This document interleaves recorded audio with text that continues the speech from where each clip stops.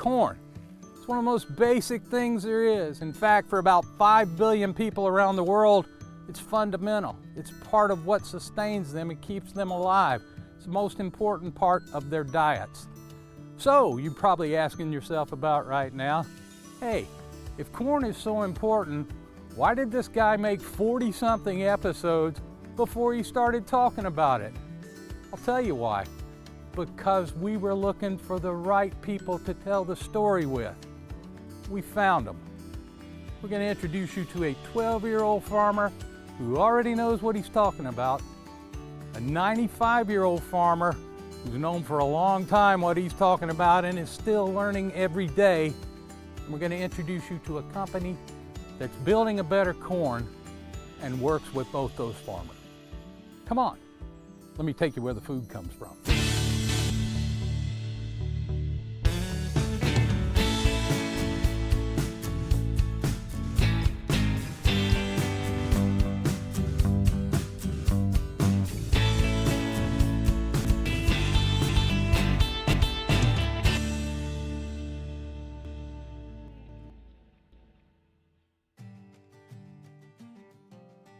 Like, it's so close to the ground you can't snap Give it. it a little twist. So if you give it a little twist, it'll come off. Okay. So usually like a top one here, you just snap.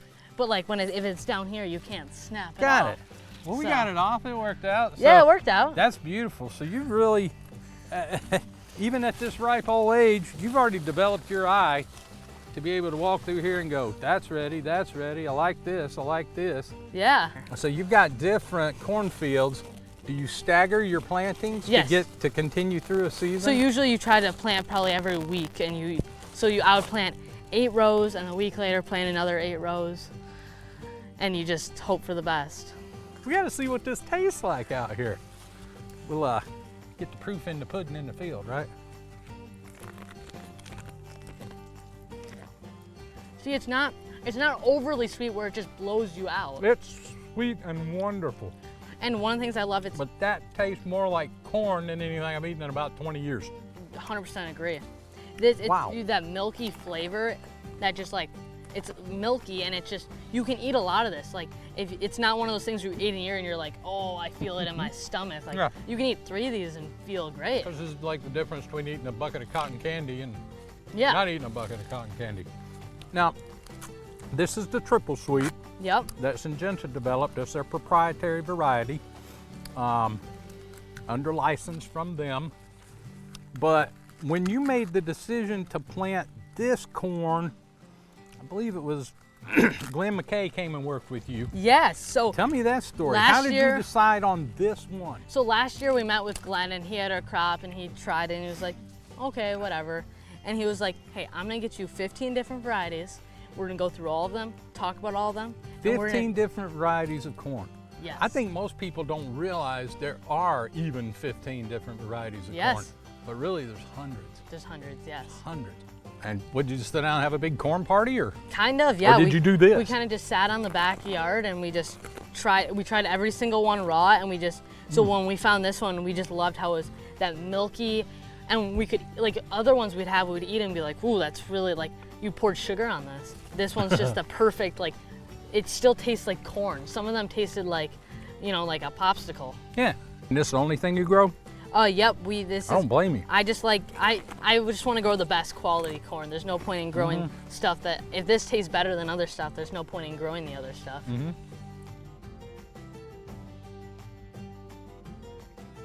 I'd probably wake up 6:30 and get out of the house at about 7 o'clock.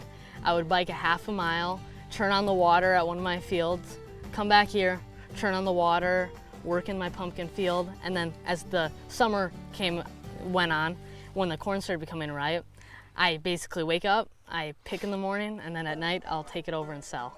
My goodness. So you just said things, I think there are kids all over America right now going, you just said several things in one sentence. Summer, 6:30 in the morning, wake up, go to work. You gotta. Most of those things would not really appeal to most people your age. Yeah, but I mean, when you get here at the end of the year and you're picking and eating this corn, Yeah. it's the most rewarding thing in the entire world. Like, I don't care how many home runs you can hit, like, this is the most rewarding thing in the world.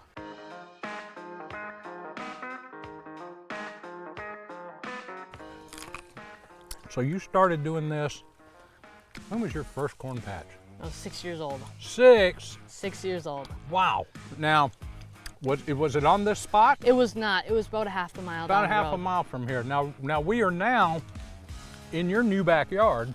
Yep. Where your family has just built a lovely home, but you actually moved to be closer to your farm. You were elsewhere in the neighborhood, right? Yeah, so there's this was all a hayfield back here, and we knew the developers, and they were like, yeah, if you buy that lot, you can homestead this area. And we were like, let's do it.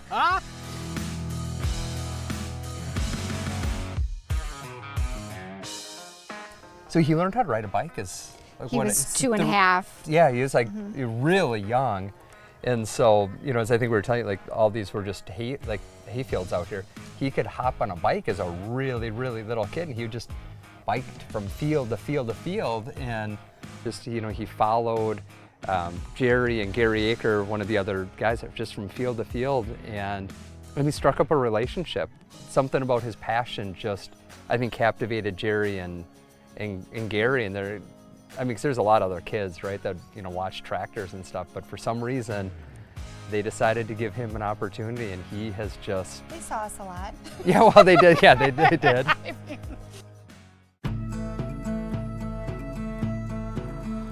Once you started chasing us around, then you hopped in a tractor with Farmer Gary. Farmer Gary. And that was probably 8 years ago?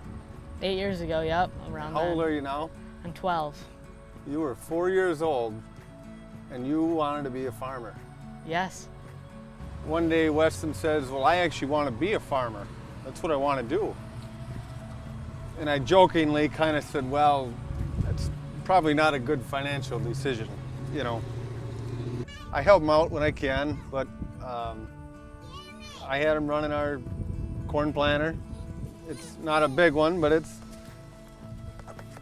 somewhat complicated, and he just pays attention when he's running it, when I'm running it, and asks all these questions. And I said, okay, I'll get in the passenger seat, we'll switch spots. We made a few rounds, and I was comfortable. And actually, this field of soybeans right across the street, you planted that whole thing. Yeah. He did, yes. Weston, this looks like it might be the best part of the job. It is, 100%. Look, we're sitting down, we're under the tent, we got shade, and not only that, the product's on the table, and man, it's just been nonstop, people coming up. Yeah. They might buy a dozen ears, they might buy 2.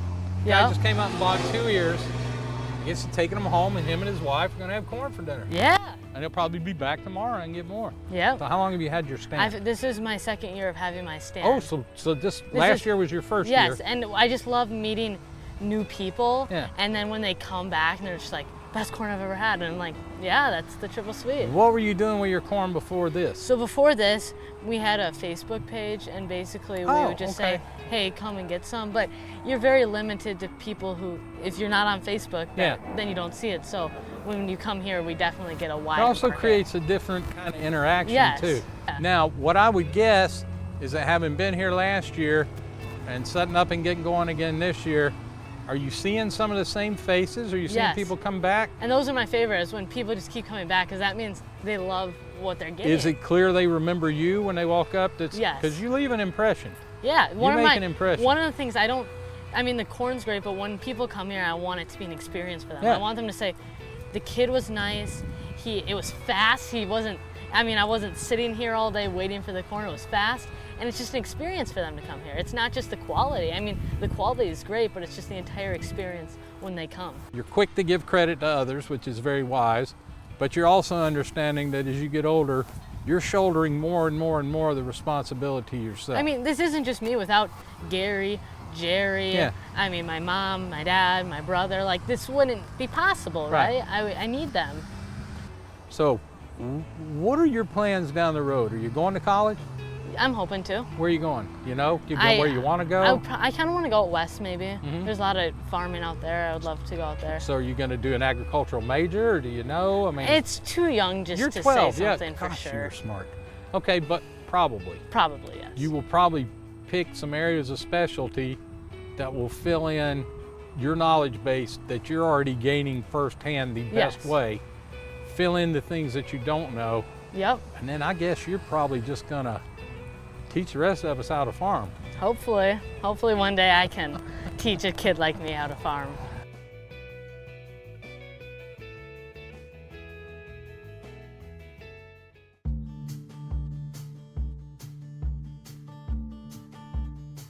Yeah, I came here, I never was on a farm, never was on a tractor, and I bought it. And I don't know why yet. I do not have it. This guy said, "Why'd you buy it?" I don't know. Yeah. So anyway, everybody's waiting for me to go bankrupt. They're still waiting for that. I think probably you've outlived most of the ones yeah, they've who were waiting they've for all that. gone to the So big pickle field in the sky, you know. if anybody had some money riding on that, they never collected it. So I just kind of assumed when we first talked and when people started telling me about you, that you were a farmer born to farmers, born to farmers, born to farmers, born to farmers. But come to find out, it wasn't even on your radar No, it never was on a farm. until you were 45 years old. That's Is when when I you came bought here, that yeah. first farm. It's 50 years ago now. Yeah. Bob, not to cast doubt or anything like that, but is there any chance that at 45 you lost your sanity? Went another road? What made you think? What were you doing in your life up until that point? I was in the funeral business at one time. In the funeral business. Yeah, I worked for a man in Beaver Dam, Wisconsin. Okay. So you always been planting something. So. Yeah. I was graduating, I think he bought the farm when I was graduating from high school. From high school. So he was 45, so that would be 50 years ago. So yes, he had no experience, no exposure to farming prior. He had very little equipment, he had very little capital. He had, it was a steep learning curve. And he'll tell you that he got taken advantage of a couple times, and Sure. then he started to diversify. And I think we are totally diversified. I mean, it's like we do the greenhouse, 5 acres of greenhouse from December to June. We have the sod that runs from April to November. And then we do the vegetables, and he hasn't even touched on the part where he goes to Florida and sell Christmas trees yet. So No, we did. We passed Christmas trees in the Right, field, and I'm right, kind of like, right. well, I bet that's part of it and too. we go to Florida and sell Christmas trees. Wow. So yeah, so a lot of different pieces and a lot of diversification. Heidi, what a beautiful sight. And I mean, this is Heath Farms, kind of really your legacy crop. This beautiful, beautiful, beautiful corn next to us, but you're really quite diversified. We've got these lovely peppers Right. to our left. And as we look around and across this field and across that field, tell us about the scope. I know Bob's vision. He started it all. As it has progressed and gone, how have you added on? How have you diversified? What other things have you found to put fingers in?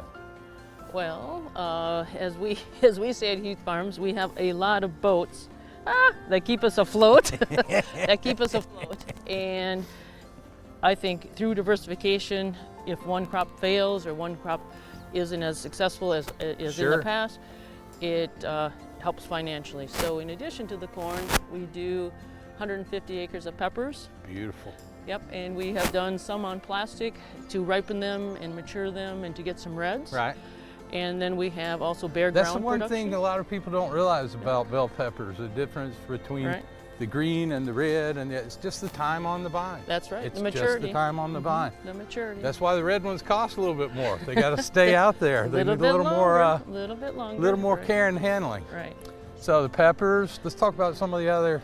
Other- Where's it all gone from here, Heidi? All the other crops we grow is we have 60 acres zucchini, which we grow again for a processor Right. for McCain Foods, and we also have 70 acres of hand-picked pickles that go to Bay Valley for processing. They go into a jar. So in addition to the green bells, we do about 1 million pounds of jalapenos. We also do some serranos and Anaheim peppers. People at home who are watching us right now go, well, surely that man doesn't go out and do this every day. He's taking a special trip, going out and looking around the farm. I But- do this every day now. I wish I could go back. When I came here, I was all alone. And you see a guy making mistakes, and the neighbors were laughing at me. Pretty much. But did they, after they laughed at you, did they help you out then? No, they're still waiting for me to go They bankrupt. know it's the same guy, the same people. Okay, all right. And how regularly do you come out here and take your tours? Twice a day at least. Twice a day, at least. Yeah. So I guess there's something to be said for, you know, what's really impressive to me. You don't drive like you're 95. You don't talk like you're 95. You don't think like you're 95. You know where everything is. Oh yeah. And I'm nowhere near 95, and I forget where I put my keys.